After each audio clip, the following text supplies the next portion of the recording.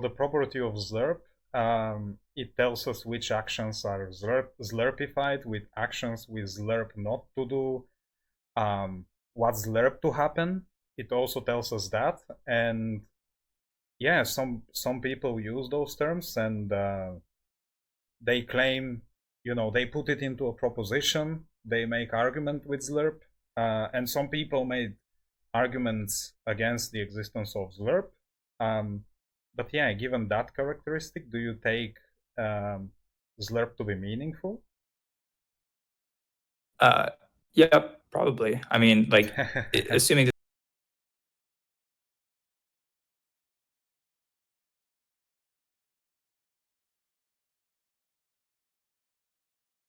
sure, happy to. Yeah, I was wondering before we go into me unpacking the unintelligibility thesis, would you like to tell us what metaethics is, and then I'll explain um,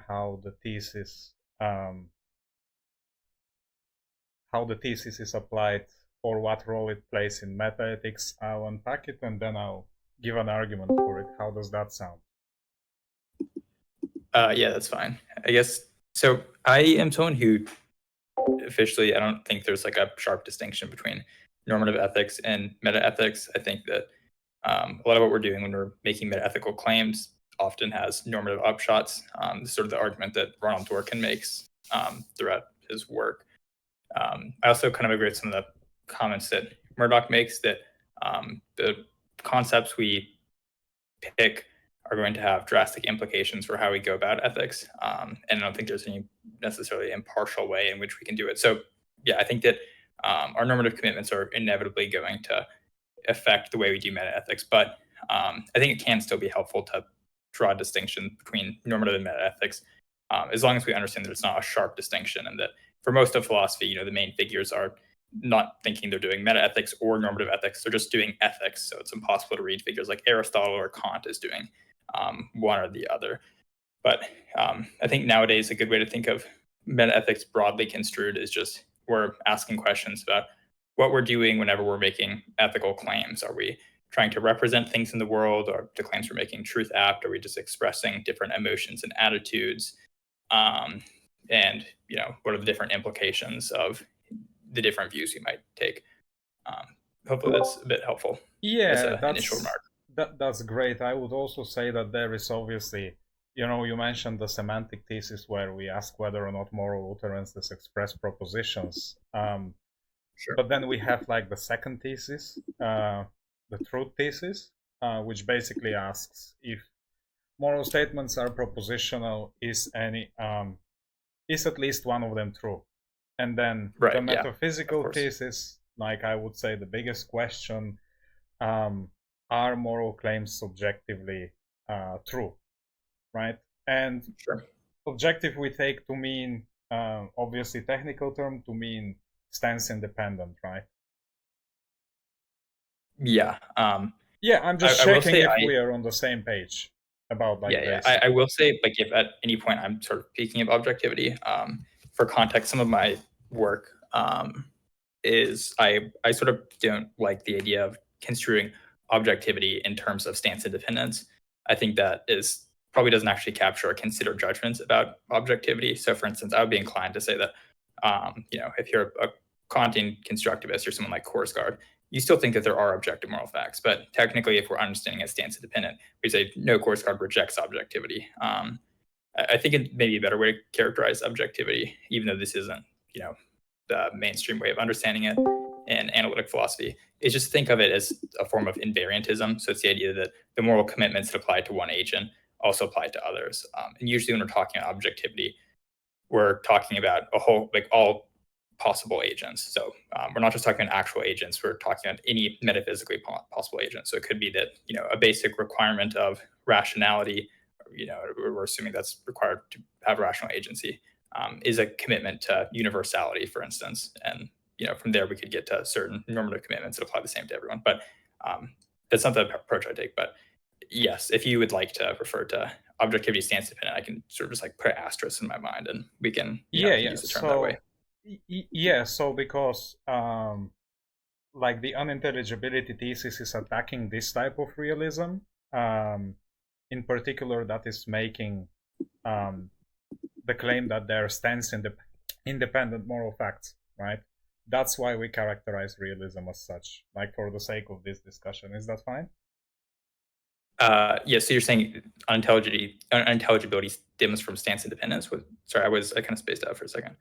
Yeah, that I'm saying that the unintelligibility thesis attacks a version of moral realism that takes that moral Sure. facts are stands independently true. Okay.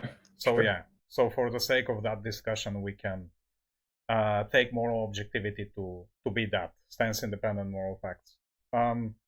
Okay, then probably like under like you probably agree that the most common anti-realist positions would be like non-cognitivism, and non-cognitivism would have like expressivism, emotivism, prescriptivism, and probably other views. Then we have moral error theory, and then we have subjectivism as an umbrella term for like different versions of like relativism, for example. You agree that those are like um, the most common positions within metaethics nowadays, right? I consider metaethical constructivism to be anti-realist, and that's my view. Yeah, But yeah, you're that's welcome to fine. Yeah, weigh in yeah, with that's fine. subjectivism. Yeah, yeah, that's fine. I was just going with like Michael Humer's Sure. characterization there. Yeah. Sure. Yeah, okay, cool. Yeah, so the unintelligibility thesis doesn't fit very well with the traditional understanding of moral anti-realism, because those theses, like let's say error theory, for example, they make um, commitments to the semantic thesis that me and Lance wouldn't endorse, right? And here is like the first place where we would disagree heavily. That's why I want you to listen very carefully. We take the question of the semantic thesis, do moral utterances express propositions, to be an empirical question um, about what people mean when they use this language. Okay? And Sure. probably you don't view it in that way, right? So it's unclear to me what are we even doing when we talk about the semantic thesis if it's not an empirical claim. Well, so here's one initial worry I have about this approach. So I think certainly we can ask questions about what we're doing when we're talking about we're making moral claims. But let's suppose that there are, what on your view would be the spooky metaphysical properties of, oughtness. But it's not, of course, oughtness that's in our discourse. We can call it like schmotness. And this is sort of a kind of stance independent normativity. But no one speaks of it. It's not located in a discourse. Presumably that would still be enough to vindicate realism, even if it doesn't necessarily align with the way in which people speak in common parlance. Oh no, I'm not making the claim that moral realism would be false if people were, let's say, non-cognitivist. It would just show us, let's say that we do an empirical investigation and people, when they make moral utterances, they express something non-propositional, right? I Sure. don't think that that would falsify the metaphysical claim. I'm just saying that this would affirm non-cognitivism. The semantic thesis of non-cognitivism, sorry. Oh yeah, no, we're on board with that. Like I think that um, what we're wanting is semantics of what people are doing whenever they're making moral utterances. I just wanted to be clear, and it sounds like this wasn't the claim you're making, but I was worried the next logical move would be to No, no, say, no, no, well, if no. we can have an empirical claim, it would somehow undermine the truth of realism. And I think that No, is no, no.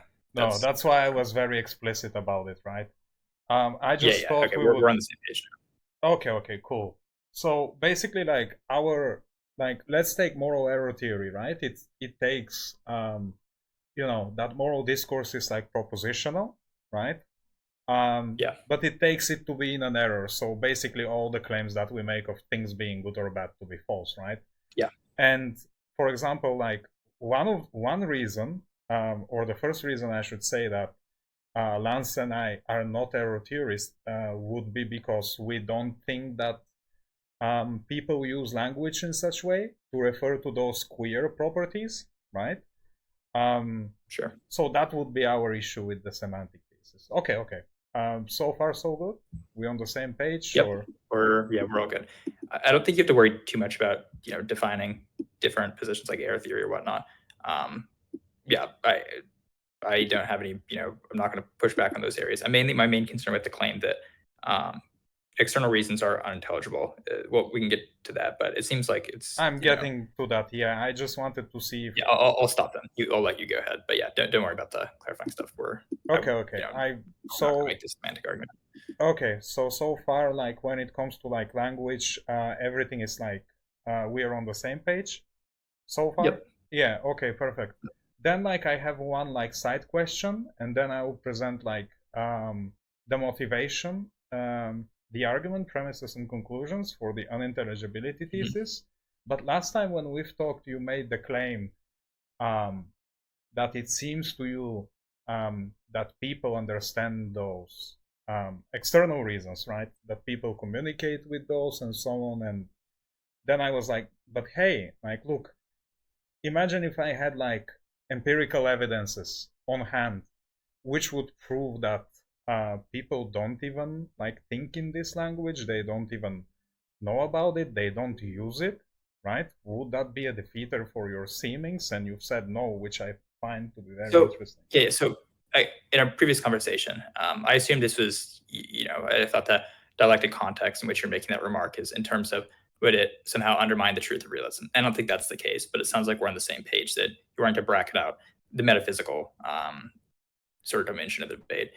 And so that's why I was objecting to that initial remark. Is it seems like there can still be stance-independent normative properties, even if people don't speak in a particular type of way that appeals to them in their discourse. So that was my concern with empirics. But if you're purely making a semantic claim, that's fine. I think that Yeah, empirical evidence is useful in this regard. I just do have questions or a bit. It seems a bit dubious to suggest that there's some impartial way in which we can empirically falsify a particular semantic claim like this. And we yeah, can get you're into that in right. a second. But You're exactly right. That's why Lance takes that like he has like I believe it's like his final thesis was on that. He holds that those semantics are like indeterminate, right? He thinks that non-philosophers don't have meta-ethical commitments, including to like what they do when they use moral language. And then we have Thomas Polzer, who also did the research on that, but he operates under another assumption. He thinks that people explicitly um, like endorse some meta-ethical position, right? And then basically he goes out and he asks questions, and it turned out that majority of non-philosophers in 4 countries on tree interpretation were endorsing non-cognitivism. And again, I want to emphasize that this has no bearings on the metaphysical stuff. However, it has bearings on claims when realists say and when you say, well, it seems to me that most people would endorse realism. It seems to me that most so people understand this and that. And I'm just saying that's not consistent with the empirical evidence, with the best so empirical let, evidence let we me have. be, let me be clear. I don't make the claim. It seems like most people realize that's not a sentence I can recall ever uttering.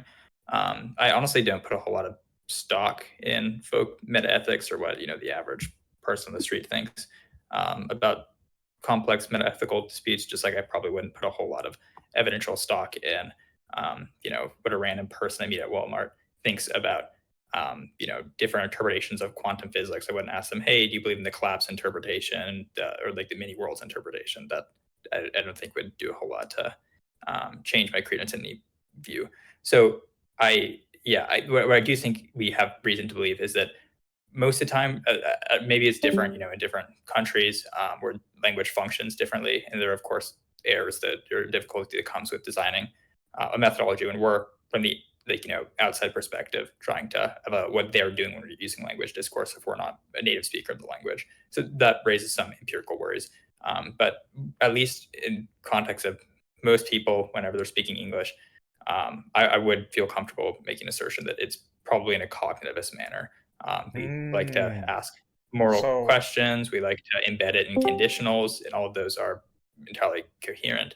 But I think non-cognitivism has a hard time accounting for those so cases. yeah, so that's fine. I understand that that's your seeming, but then the question is, like you mentioned No, English it's not just a language. seeming. Like it's not a seeming. It's that like if I say if So hold killing is on, what wrong, is it then? then killing your neighbor is wrong. Wait, I Killing is thought wrong, therefore killing your neighbor is wrong. That's a valid syllogism. no, I thought you said that people in the English-speaking countries Yeah, are more cognitivist than non-cognitivist, correct. I and just wouldn't characterize that's it as a your seeming. seemings, right? Well, what are we meaning by seeming? Is like That's just I've your posited an anecdote. argument. That's Is just your generic here? anecdote. No, Uh, it's not just an anecdote. Like we know what competent English speakers, how they feel comfortable making certain assertions. For instance, they recognize that you can make moral arguments in the form of modus ponens. If non-cognitivism is incapable of accommodating for that feature of ordinary discourse, then it shows that whenever people are engaging in ordinary discourse, they're not speaking this cognitivist way, at least in this non-cognitivist way, at least not in particular yeah, but contexts. yeah, but what am I saying is when I look at empirical evidence right now in front of me, it shows that people in USA, right? I'm looking at right now in front of me. Most of them are non-cognitivists. And can we talk about the specific empirical evidence, how it's set Yeah, up, the methodology, the findings? That might yeah, be yeah, yeah, of course. fruitful It discussion. has three different interpretations. I'm gonna link it in chat. I'm sure you're not familiar um, with the evidence, so maybe you can, No, not at all. yeah, maybe you can like look it up later. I'll post it right now, and then we can maybe talk about it in like another conversation. But what I was wondering, given this empirical evidence, right? If everything checks out, would that be a defeater for your seemings? That people use language, moral So language in a propositional way, or it wouldn't be? so once again, this isn't just a seeming. It's not just like strikes me a particular way. It's that um, we know in moral language whenever we're engaging in moral reasoning and making moral arguments, which I think is the majority of what we do in normative discourse is make arguments for our beliefs and use arguments to motivate our beliefs and justify them. I understand In the what you are context of saying. arguments, we have You're yes. So going so with the wait, let me Frege-Gitsch be clear. problem, but that doesn't work. Yes. That No. So wouldn't help you because no. hold Stop. on, Stop. hold Stop. on. Can I? Do you no You're, hold on, my hold on. problem is that you're okay. If you're not gonna let me talk. I don't know if it's gonna be a very fruitful discussion. Like Yeah, I'm just trying to. I have a question. Can I Do clarify? you take the question because you've agreed to that earlier? Do you take the cognitivism non-cognitivism dispute to be an empirical question about how people use language? Yes, it is, and that is why I'm Okay. saying So my if I can speak now. So the qualm I have is that you are framing my view as a seeming, and that's not the case. It's not just like, well, it strikes me that this is the case. I have provided an argument as to why that it isn't just reducible to a seeming. So a seeming, like it's supposed to, be this sort of brute evidential fact where you don't need to justify the existence of a seeming. In this case, I have provided a justification in the form of an argument as to why there are certain features of moral discourse that do not, we can't make sense of in a non-cognitivist picture. And we can talk about whether Frege-Gitsch objection actually poses a serious problem. Yeah, But but you don't have I just want to be empirical, clear that but it's you not don't. just seeming. It's Yeah, okay, that's this fine. this is empirical. This is still empirical. Okay, It deals with what's like the empirical if you can evidence? poll people. Okay, so Do you have show of it? hands, who thinks? Okay, here we'll do like a little small one with a small sample size. I don't know if there's like a hand raise feature in Discord. I'm new to Discord, but maybe you can message in chat. Let me know if the following syllogism is valid. If punching people is wrong, then it's wrong for me to punch PKD. Punching people is wrong, therefore it's wrong for me to punch PKD. That's modus ponens, and a majority of us, if not all of us, would say that that is a valid syllogism. But if what we're doing in the first premise, the antecedent is all about illocutionary force, then whenever it's embedded in a conditional, we're not actually asserting it or expressing anything. So it would be invalid. Like the P, it's the antecedent. Premise one would be different than what is being asserted in premise two. The meaning of it would be different. So like the empirical evidence would just be people recognize this, people think that this is valid. And if there's an additional philosophical premise that shows that the validity of this presupposes the truth of cognitivism, we have empirical reason to believe in the truth of cognitivism. Okay, so where is the empirical evidence that most people The use empirical language evidence in is such way? the empirical evidence is that people take these kinds of conditionals to be valid. Yeah, where are they? Because also you need to remember also remember, because somebody can be a non-cognitivist and they can have a solution to the Frege-Gitch problem, right? Yeah, I mean, of course. So where is the empirical evidence that people use language the way you suggest? I'm trying to answer your question. You're not letting me talk. Well, I'm waiting for the question. I mean, it's okay. Stop. Do you have the evidence? Yes or no? And if yes, link it in chat. Link it in chat, and I'll look at it later. So we can move forward. I'm not going to continue this conversation if you're just going to talk over me the whole time. So I'd either like the opportunity to talk or when you're making a category mistake, then you're going to be corrected. Oh my fucking god! It's not a category mistake. This is like second grade level. Where is the empirical evidence? Do you have the empirical evidence? Stop. Okay, so let me just simplify this for you in case you don't know what empirical means. For something to be empirical evidence, it doesn't need to be published in a peer-reviewed journal, obviously. You can have empirical evidence that is done outside of academia. And the idea is that, if you have spoke English for even a week, you know that people make conditional, they view these syllogisms as valid, and they accept these syllogisms, and they don't think you're equivocating terms. That doesn't mean that they would be cognitivist. That doesn't mean they would be cognitivist. So where is the empirical evidence? Stop. It means they're using language in a cognitivist way no, if you can't make sense of these conditionals. No, it doesn't. So, no, okay. Now we're getting into a philosophical claim as to whether non-cognitivism can make sense of these conditionals. Look, but you're asking what the empirical part is. The empirical evidence is that people use conditionals in this way. You've agreed, right? You've agreed that the question, whether or not moral utterances express propositions, is an empirical question, right? Yes. And you make the claim that people are cognitivist, and I have an evidence that contradict that, right? So I'm saying, look, would you like to go through it? Like, I can put the methodology. Sorry? I can. So, okay, well, here's one consideration. What are we more sure of? I haven't read this article. I don't actually know the methodology, but I'm assuming this is probably contentious. What is not contentious is that people take syllogisms, they have normative claims embedded in them, to be valid. That seems like something that everyone will accept. And you're going to reject this thing. It doesn't just seem that it is something that everyone will object if they're competent speakers of the language.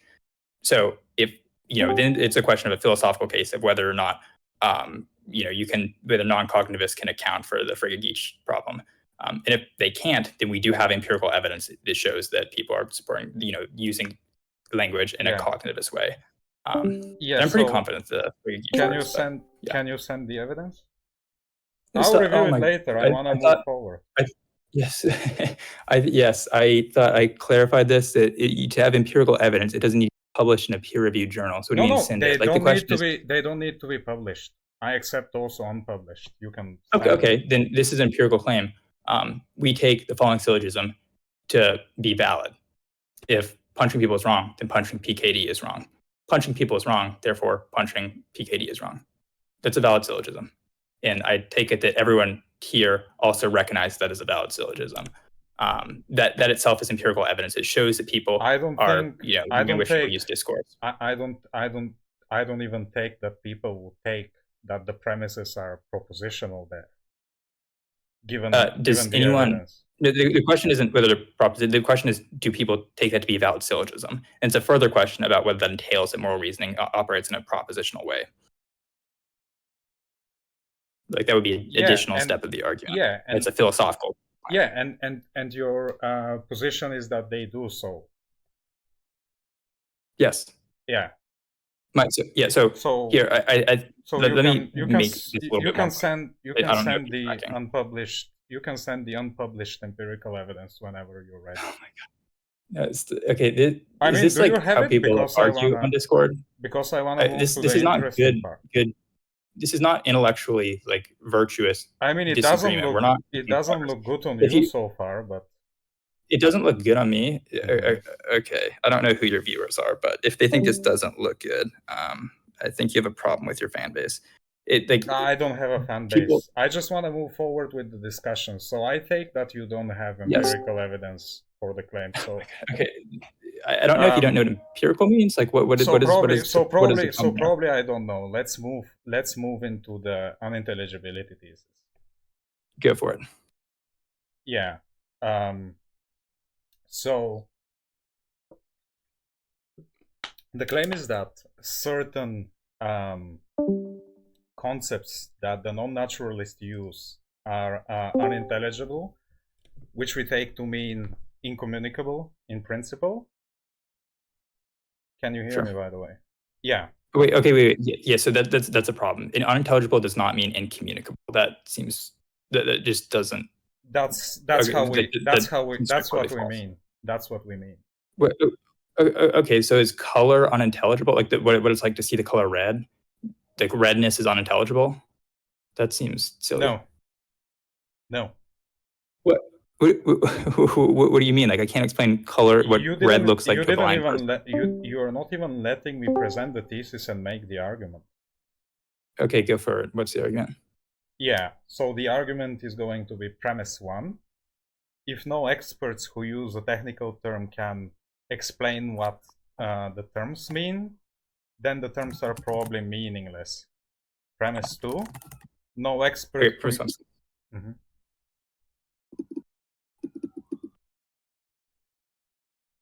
Do you want to present the rest of the premises? I'm just clarifying. I'm going to object to premise 1, or do you want to hash that out first? Well, it's just 2 premises and conclusions, so I think it's I want to present it first, and then you can object to premise 1. Okay, go for it. No experts who use the technical term external reasons can explain what the term means. And then the conclusion is the term external reason is probably meaningless. Yeah, so like no one, so if you were just using unintelligible to mean incommunicable, I don't think realists actually most realists will have a problem with that. They'll be like, yeah, it's something that you can have knowledge of through acquaintance. That's why sociopaths might never fully understand what it means to have a moral reason. Yeah, but when we talk about incommunicable, probably we mean something different here, and I want to avoid that. Okay, so what do you mean by incommunicable? Typically, that those concepts cannot be understood in any way. So, for example, if you point me towards something, I would take that to be a form of communication, right? And for example, as you've said, there is a person that doesn't see color, right? We can empirically show that the person doesn't see color, right? Yeah, you can empirically show that someone doesn't understand an external reason too. I don't see how this. What's the disanalogy? Yeah, the disanalogy would be that presumably those entities would be non-natural. So I don't see how empirically we can show it, because those empirics would entail something like you checking my brain or like Lance's brain and comparing it to like Marco, for example, or like Husky, who claims to understand those. Suppose we have a fully complete account of consciousness, and it doesn't, it turns out that physicalism is false. So, it turns out that, the qualia of redness is non-natural. So does your view suddenly change that redness is unintelligible? Like in such a world, do you say redness is unintelligible? I'd imagine no. Well, I don't know what qualia means, but just what it's like to have a particular experience, so the character of that experience. So the quality of redness means like understand those terms. I take those two also to be unintelligible. Oh my, okay, yeah, we're gonna have some term. The discriminant seems to run pretty deep. Okay, well, we'll just start here.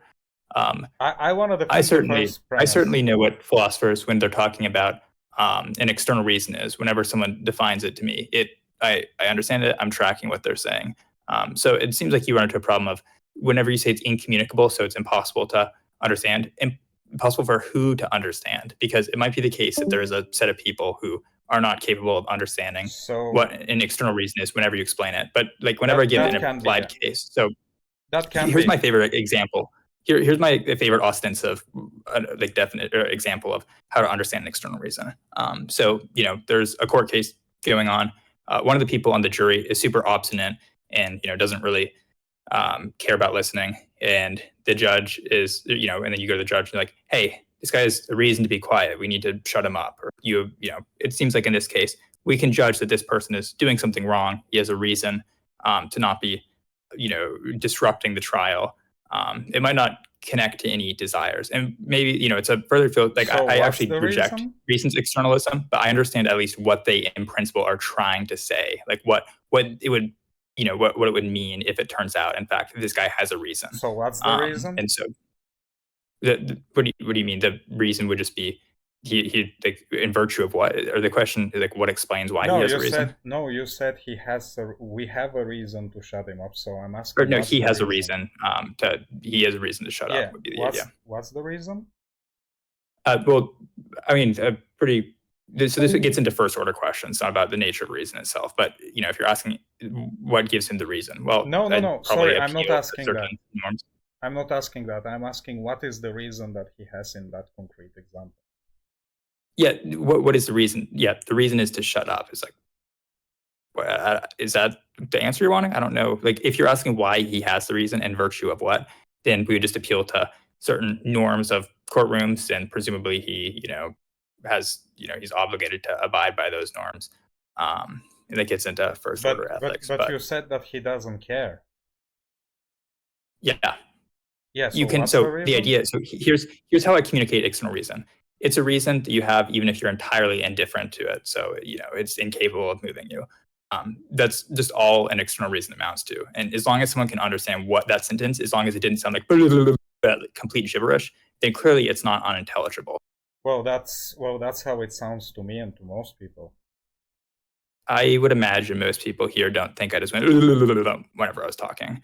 Maybe they did, but from conference talks and other stuff, I know that most people do not have that reaction. Yeah, I just don't know what the reason would be. It's almost like saying I have a reason to stop smoking even if I didn't want to. Yeah, okay, cool. That just means externalists about reasons would be happy to say that. They would just say that it's not your desires or mental states that give you reasons. It's certain objective matters of fact that are independent. Well, I don't think my desires and preferences are giving me reasons. I think that they are the reasons.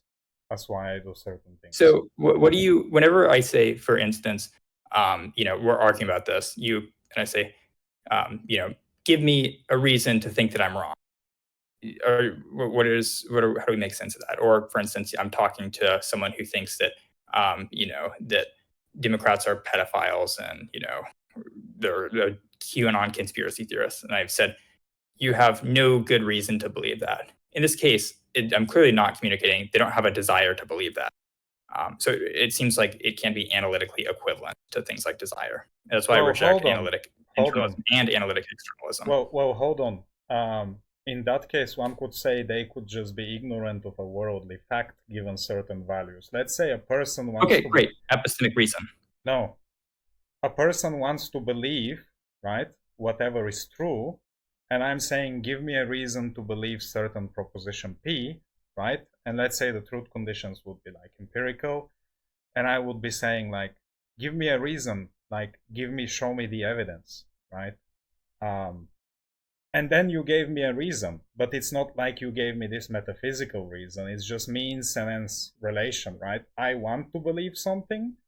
I didn't know that something was true, right? You showed me that this something is true. It fit my criteria. And then I accept it in virtue of me wanting to accept true things. So this might work in some cases. It definitely doesn't work in the second case I sketched. We're imagining a conspiracy theorist who really is insensitive to what's true. They have other motivations. So in this case, it's not like they're wanting to completely impartially and rationally cohere to whatever evidence is provided. That's not the case for this person. Yeah, they wouldn't have a reason. They wouldn't have a reason to accept it under their view. What we're talking about here is, I say you have no good reason to have this belief. If for you the term reason is just like an identity statement that it is equivalent to desire, then what I would be saying in this context is you have no good desire to believe this. And that's clearly not what I'm communicating. I'm not talking about a desire. I'm talking about how facts of the matter relate to beliefs that are justified. You need to say the last bit again, please. Yeah, the idea is that in this case, I'm not making any claim about desire. Whenever I say you have no good reason to believe this, I'm making a claim about how states of affairs or facts, descriptive facts, relate to the notion of justification. And that, it seems like, is something that is not just reducible to desire. Well, it doesn't seem that way to me. I don't really know what to tell you then. Yeah. Yeah. You can always just say I disagree no matter what, but that doesn't undermine the rationality of me holding a particular belief or other people who do seem to be understanding the force of my claim. Like maybe you just don't have the concept of an external reason. That's fine. Maybe I don't really know if everyone is equipped with external reasons, but at the very least, your claim is that it's unintelligible for everyone, and that seems obviously false, because there are instances where I talk to other people at conferences and we talk about external reasons, are on the same page, and we're understanding one another. So clearly it is communicable. No. So look, what I want to say is, like, imagine if we have like a physicist, right, who proposed a new particle named Zlerp, but couldn't tell you what it was. It made no predictions, figured into no scientific models, had no mass, no properties, but they insisted that Zlerp existed and that the concept is meaningful. Would you agree that this concept is meaningful, given the characterization? So it's a question of whether other people are able to pick out the same thing. Yes or no? I was asking you. Do you agree that Zlerp is meaningful, given the characterization? Can I ask a clarification about the thought experiment? Yes, of course. So are there other people who also are understanding what the term Zlerp is, in the sense that they're able to use it in the same way to track some feature of the world? Or not, it doesn't have to be like some feature out there in the world, but they're able to track it in terms of using it as a signifier to pick something out consistently. So they claim. Then yeah, it's meaningful. I might not know what Zlerp means, but I don't speak every other language in the world. Right. So like, there are a lot of words that I don't know, but as long as people are able to consistently use the term to one another to communicate, and no, I said so they think. So they think. Sorry, I said so they think. So if so they think is just, you're just stipulating the fact that they don't actually understand the term, then yeah, it's trivially true that the term isn't meaningful, because you just said the term isn't actually meaningful. They just think it's meaningful. Well, yeah, of course my answer is going to be it's not meaningful. Yeah, so but the point is we have reason to think that realism, external reason is different. That's what I'm going to ask you, right? If you say now, if the answer is now the term Zlerp, right, as proposed, is meaningless, given that large amount of people, philosophers, even Michael Huemer, claim to understand the term and to use the term, right? Then what is it that is true of external reasons, but false of Zlerp? But if it was true of Zlerp, you would agree that Zlerp is meaningful. Well, here are a couple of reasons to think this is the case. And once again, when I say reasons, I'm not talking about, I didn't say here are a couple of desires why this is the case. Just want to throw that out there. But here are a couple of reasons why I think it's the case. First is that it has some content to me. I am able to understand, what someone means whenever they say the term red. I'm not just a semantic bot like ChatGPT. It's not just like a Chinese room type scenario. Likewise, whenever we're talking about external reasons, I'm able to understand what someone is saying, and I'm able to construct arguments against external reasons. And presumably, you cannot have a coherent argument that is able to persuade other people against Zlerp if Zlerp is not a meaningful term. So in that case, like, it's not like, imagine that, for instance, Zlerp is a term and there's a whole discourse where people are creating logical arguments related to whether the Zlerp is coherent or not, and they're using it analogously in different papers, and there's a whole discourse that spawns. It would be really bizarre to continue insisting that Zlerp is entirely meaningless. So the fact that I am able to engage in debates about reasons externalism, and a bunch of other people are, and we're using it to track the same concept, that seems to indicate that this is something that's meaningful. Yeah, okay, so I just wrote the traits down. It has some content. So the term Zlerp has the absolutely same content as external reason. It just means it counts in favor of an action being Zlerpish, it means that the action Zlerp to happen and that the action Plerp to happen. It has literally, Okay. hold on, it has literally the same content in quantity as external reason and an odd. And then let's say in that hypothetical world, somebody made an argument, a body of arguments actually, against the existence of Zlerp. And we have people that claim that they're able to track it in a conversation. Is Zlerp So meaningful given this characterization? yeah, so Talis just pointed out the, I think, exact argument that I was respond with, which is, so the problem is that you're just saying, I'm obviously going to say Zlerp, if you're saying it is identical to external reasons, we just have a different term for it, and you're going to call, like goodness, like goodness or something. No. And Sorry, just to be clear. if I think Just to be clear. that the No. core Just to be current discourse clear. is meaningful, then I'm going to think that Zlerp is. Just to Go be ahead. clear. Go ahead. Yeah. Just to be clear, because I think you made one mistake, so I want to like steal menu. Like the Zlerpish facts, they're not facts about what's good or what's bad. They're facts about what's Zlerpified, what actions are Zlerpish. Yes. This type of facts. And let's say somebody were to propose that, and we have body of arguments against the existence of Zlerp, and people claim that we can track it. Now, is it your position that Zlerp is meaningful? So you're just saying that Zlerp is a translation to, reason, and Zlerpified is equivalent to justified. So given that I think that those they're terms, not. I said they're not. That's why I cut you. I say they're not. Okay. Okay. So it's completely. It doesn't refer to normativity. We're assuming it's a completely different domain. We're picking out a different property. Okay. Yeah, I see. There you go now. So it's different domain. Yeah. Once again, the litmus test is: are people able to use the term in a consistent, coherent way that allows them to make predictions about certain things in the world? And of course, predictions in normativity, it's not like causal predictions, but you're able to understand, if you share the concept of what is justified with another person, you're then going to be able to make certain inferences about what else they think is morally good or bad. And also you're able to make predictions about, based on someone's beliefs about X is morally wrong, that they're going to be less likely to do that belief than someone who thinks that this is morally praiseworthy. So of course it does have some explanatory power. So the question is Zlerp analogous to that? If the answer is yes, I do think we have reason to believe that it's a meaningful term, even if it's a different language and we don't actually understand what they're talking about. Yeah, so Zlerp, just like for the same reason that whenever I see two people in China who are speaking Cantonese, and I'm not at all acquainted with what they are saying, but it seems like they are able to share information in an exchange back and forth with one another, and able to make progress and use it to communicate, and align ends with one another. And for that reason, I have that justifies me believing that the terms we're talking about are in fact meaningful, even if I don't know what any of the Cantonese terms mean. And I'm suggesting that in this case, moral discourse is quite the same.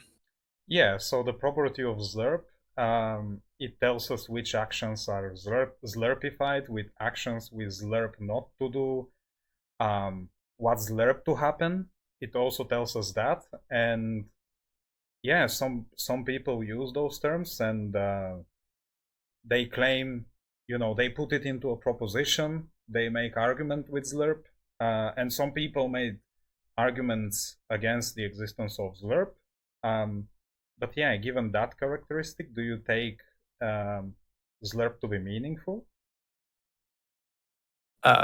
Yeah, probably. I mean, like, assuming that they're able to, once again, assuming it's able to have explanatory power in the world, then I would say that it's doing something meaningful. I mean, moral realism doesn't have explanatory power in the world.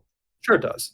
What's the explanatory power? First of all, it depends on if you're there. There are a couple things that are worth pointing out. First is not all realists are naturalists. Or non-naturalist. You could be a moral naturalist in a certain way, and then assume, and for that reason believe that moral terms do have causal, or moral effects and properties do have causal powers.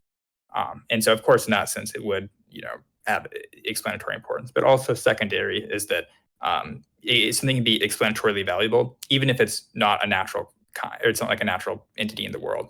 And definitely, if it's not, definitely the same would apply for physical if you're defining more narrowly. So an example would be mathematics, for instance. It seems like that's an explanatorily valuable enterprise, and we're able to, we're able to, by understanding the concept of two and the concept of addition, know that in the concept of what four is, you're able to then predict that 2 + 2 = 4. So that's explanatory in a certain sense, but it's not in a causal sense. And that would be another instance. And so I'm suggesting that moral terms Oh, are analogous I to gotcha. these Yeah, mathematical terms. I gotcha. So when you say it's like it make predictions and it's like explanatory, it has like explanatory power. You mean you meant something else that I took. Okay. Yeah, that's pretty clear. And what I want to say is, if that's the case, right? If you have to pay that price for rejecting the first premise, then there is Wait, what is the price? I'm not seeing why this is a price at all. It seemed free to me. Well, the price is that your worldview need to deal with the Zlerpish fact being meaningful. Why is that a price? I feel like I've just used a a pretty standard way of determining whether something that has private content from whenever you're observing it from a third person perspective, whether it has meaning. And I've provided a generic litmus test that I think is more widely used in philosophy of language and kind of the UI job. So it actually, if anything, is an explanatory virtue that it coheres with what seems like a plausible account of determining whenever something is meaningful. So this seems like a theoretical virtue, not a theoretical vice. No. It's a theoretical vice because the concept of Zlerp, similarly to the concept of irreducible normativity, is a closed loop. Similarly to how the realist would say something like, similarly to how the realist would say, it's a fact that X is good means it's a fact that you have reason for it. It's a fact that you ought to do X. Similarly, Zlerp, right? And this looks like a closed loop, like A = B = C = A, the notion I've described before, and this loop doesn't have any conceptual entry point to it. That's what I'm saying. Yeah, this is. But the problem is that this applies to all language. So, for instance, I can ask what a chair means, and it's something you sit on. Like, well, what does it mean to sit on something? So then and the it's like, well, you move your body in a certain way. Well, what is a body? Well, so all language is self-referential. That doesn't mean it's not meaningful. There can still be meaning within self-referential. Well, the question is, how did you come to know what do those terms mean if there is no conceptual entry point? You agree with that, so there is probably some other method.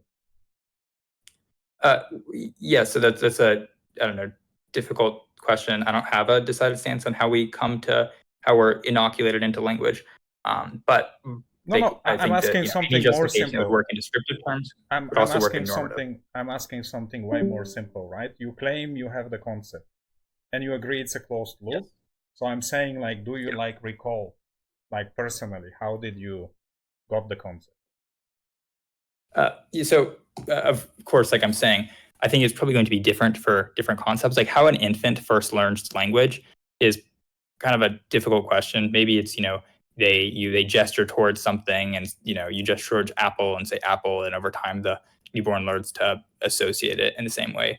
But, it seems like moral terms, you can still offer, a very analogous. So let's say you're an analytic naturalist, for instance, and you think that let's just. Well, we are not talking about that view right now.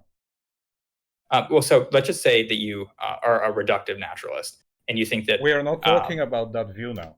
This is realism, and this establishes external reasons. This feels like fair game to talk about. No, because so anyways, we are attacking, like I was saying, because we are attacking a specific. Because the unintelligibility thesis doesn't apply to those people who reduce reason to natural property. It applies to the non-naturalist concept of reason. Sure, then let's sure. So let me read something. Let me before you read something. I read you something from Williams, from Parfit. I'm familiar with Williams' work. You can just is this just the internal external reasons thing? Because to be clear, Williams doesn't think that the concept of an external reason is unintelligible. He thinks it's false, which is a far cry from the claim you're making. Well, I mean, here it doesn't say so.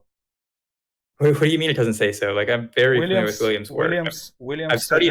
Williams suggests that the phrase "has a reason" does not have any such intelligible, irreducibly normative external sense When he discusses So statements about such external reasons, Williams calls these statements mysterious and obscure and suggests that they mean nothing. Several other yeah, writers so make similar claims. What are you talking about? He's not saying something similar. okay, so just I don't want to give a little too much because I like to stay anonymous online, but I am very familiar and acquainted well with someone who was like a student of Williams and knew Williams really well. And so Williams very clearly, so what he's claiming is that he thinks that it is not true. So for instance, he thinks that whenever we're talking about an external reason, Bernard Williams, what he wants to say is that he thinks that whenever we have an account of external reasons, if we dig into it and we do philosophical argument, we learn that the thesis is false. But it's not that we can't understand the thesis in the first place. He knows what people are trying to talk about whenever they're talking about external reasons. So it's clearly not unintelligible. Oh, He just thinks that, you as a matter know, of fact, there are not external reasons that exist because they're explanatorily. They could never factor into an explanatory account of why we have reasons. so Yeah. why should accept that over what the man himself said? You claim to know him or something? No. I don't know Williams. I know someone who knows Williams and was a student of his. Aha, and Williams went to the student and he say, "Hey, what was written in that book about my position?" I don't. Williams, Yeah. that So Williams say, I don't know like the nature of the conversation, but I feel pretty confident in my interpretation of Williams that so he sometimes like uses the word like intelligibility, but I think what he wants to talk about is different than what you mean whenever you say it's unintelligible. So Williams thinks that there is actually a view that that someone can hold that is called reasons externalism, but he doesn't think that, as a matter of fact, there are things that does he you think can it have an means account of what nothing? an external reason is. That he thinks it. I don't think he means. I don't know if he would say it means nothing. Well, He that's thinks what that. he says here. Can you read the specific line? So Yeah, is this in his article, internal and external reasons? this is in There are Parfit external on. reasons. This is in Parfit on What Matters, Volume 2, page Oh 272. yeah, Parfit is known very. So here's the thing with this is why I think it's okay. So Parfit, first of all, one thing I respect the hell out of Parfit, but he also is known to not interpret people very charitably sometimes. And Street makes this very evident. She, she in her article, nothing really matters, but that's not what matters. Recommend to read if you would like sort of an understanding of how we might better understand Williams' claims. She points out that it's a really uncharitable reading of what Williams is actually saying to present it as a question of intelligibility. In reality, he isn't making any claim about. He's not an analytic internalist, where he thinks that the reason is analytically, the concept of reason is analytically equivalent to an internal reason, and that external reasons cannot have any coherent sense to them. Do you have he's just making a claim article? Do you have an article where Williams says that that thing is meaningful but just false? Yeah. So have you actually read his article on external reasons? Well, I'm only interested in the article where he says that the notion is intelligible. It means something, but it's just false. You can send. Yes, so the place where he develops his view of reason internalism, takes external reasons, is in his article. It's titled "Internal and External Reason." What I'm suggesting is that, like, if you read the article, it's pretty clear that he doesn't think that exactly what Parfit. I think that Parfit has a misreading, and it's an uncharitable reading. And I've studied this specific, like I've gone over this specific article with a student of Williams, who has had extensive conversations with Williams whenever he's alive about this exact topic. And so I feel like I'm at a pretty good place to understand exactly what what he means, considering, especially because I think this is like, if you actually know the Williams literature, seems to be like the consensus on what Williams says. You can send me the literature and I can read it myself. Okay, yeah, that's great. I do have to go really soon. I have a couple more minutes, but is there anything else you want to cover before we go? And we can pick this up a later time, some other day, if you'd like to continue this. Yeah, man, it was good. Sorry for being combative. Hey, no worries at all. But hey, next time when you make an empirical claim, bring the evidence. Next time, understand what empirical means. But yeah, anyways, this has still been fun. yeah, just hit me up if you want to continue this some other time, and I'm happy to share the Williams article in case you're Yeah. wanting to Send it to read. me. Send it to me because Lance is also using this paragraph to refer to something that Williams said, and if that's not the case, we would like to know that it's not the case. We obviously have also Yeah, other philosophers that make similar claims, like R.M. Hare. He talks, I believe it's in page either 21 or page 24, in Inventing Right and Wrong. I believe he says yeah, he that doesn't sounds like know. Hare's view.